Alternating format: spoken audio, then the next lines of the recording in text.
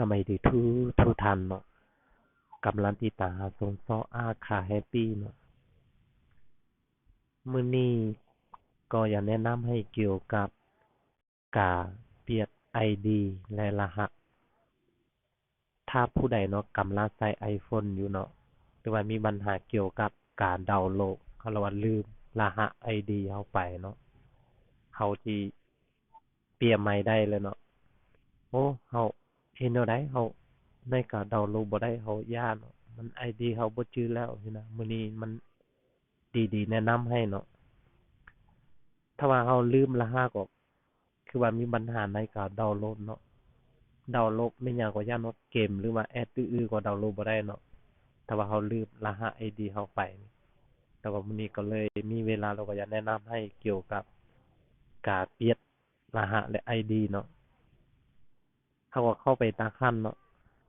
เข้าไปแล้วก็มันเหมือนเฮ็ดแบบนี้เนาะมันเราเข้าไปที่ Apple ID เนาะเราเข้าไปที่ Apple ID เนาะแล้วก็มันในชื่อเราก็เบอร์ว่าหน้าชื่อมีหยังแหน่เนาะบ่ว่าชื่อ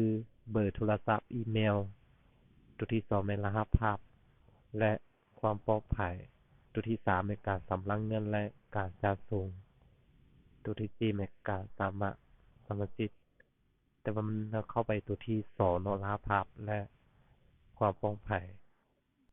เราท่าหน่อยหนึงเนาะมันเมื่อเหตุแบบนี้เนาะมันเราเข้าไปเปรียบรหัสภาพเนาะ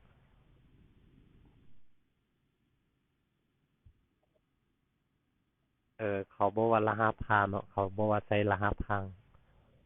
อันนี้แม่นรหัสพังของเฮาเองเนาะนี่มันของเฮาเนาะทุกคนก็มีเนาะมันเฮา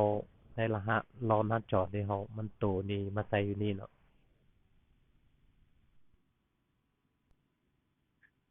มันมาเห็นแบบนี้แล้วเขาว่าไม่เนาะ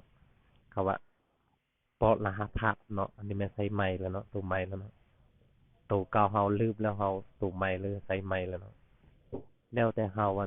ใช้แนวใดก็ได้เนาะ แต่ว่าก็ก็มันเขาบ่แม่นหยังเขาก็อ่านเบิ่งเนาะอยู่รูปนี้เขาบอกว่ารหัสพระของคุณต่อมีอักษรอย่างน้อย8ตัวโดยต่อประกอบไปด้วยตัวเลขอักษรตัวพิมพ์ใหญ่และอักษรตัวพิมพ์น้อย